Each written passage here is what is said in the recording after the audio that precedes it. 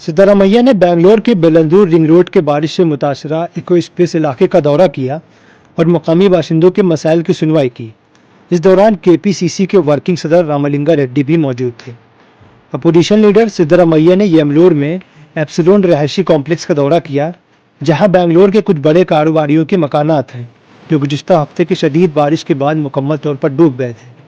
उन्होंने एक rescue boat पर सैलाबी पानी में जाकर सैलाबी इलाके का चक्कर लगाया। कुछ आम इलाकों में अब भी 5 फीट तक पानी भरा हुआ है। फायर डिपार्टमेंट इतवार से मुसलसल यहां से पानी निकाल रहा है। जिन रिहायशियों को निकाला गया था वह होटलों या रिश्तेदारों के घरों में मुकीम हैं। रिहायशियों के मुताबिक फौज और फायर डिपार्टमेंट ने तकरीबन 150 फंसे हुए लोगों को निकाला है। विलाज में न पानी है और न ही बिजली। अगले 2 महीने तक कोई सहूलियत भी नहीं हो सकती।